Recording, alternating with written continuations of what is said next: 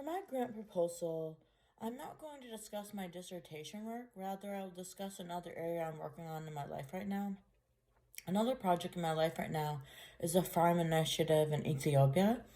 This particular farm is meant to help provide jobs for people in poverty and food for the community. However, if it is successful, I would like the project to grow. The initiative is more than a farm, and according to my partner in Ethiopia, it is an anti poverty movement. Poverty is the root cause of violence and conflict in Africa. So it needs sustainable peace and development. So we need to shift in dramatic way to peace and development. In 2002, 38 of the 64 low-income countries around the world were associated with conflict. All of them were in sub-Saharan Africa. A large majority of the poor across the globe is affected by widespread violence. Many studies point to low per capita income as a strong factor to the outbreak of conflict. The ultimate objective of this project is to achieve zero hunger in the particular region of Ethiopia and beyond. The initiative will also provide education in agriculture and agroeconomics. For it to be successful, it needs to be self-sustaining and constantly growing. The movement would be started by using small plots of land with available resource and interest groups of 10 members, packaged with well-equipped materials of training in farm technology in a small village with great inspiration to meet long-lasting dream of the continent with good working culture and physical as well as morally capable army to fight hunger. A sluggish economic growth translates into lack of employment opportunities through making recruitment to violent action much easier.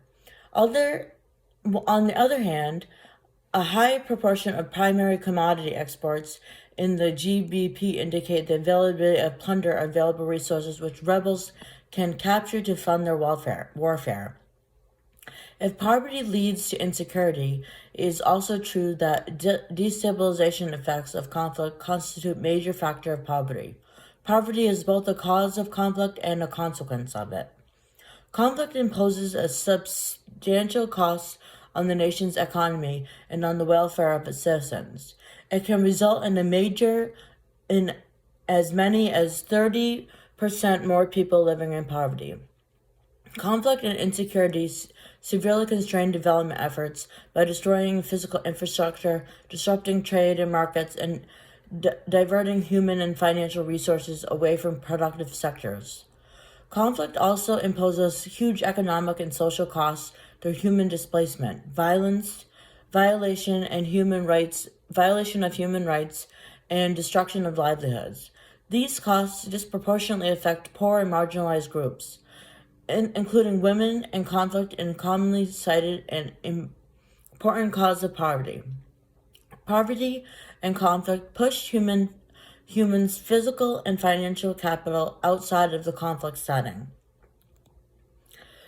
The essence of describing the bidirectional relationship between poverty and conflict suggests that we need a comprehensive approach that addresses the two variables. Poverty and conflict in Ethiopia clearly link between the two. It requires a holistic approach that simultaneously addresses both problems.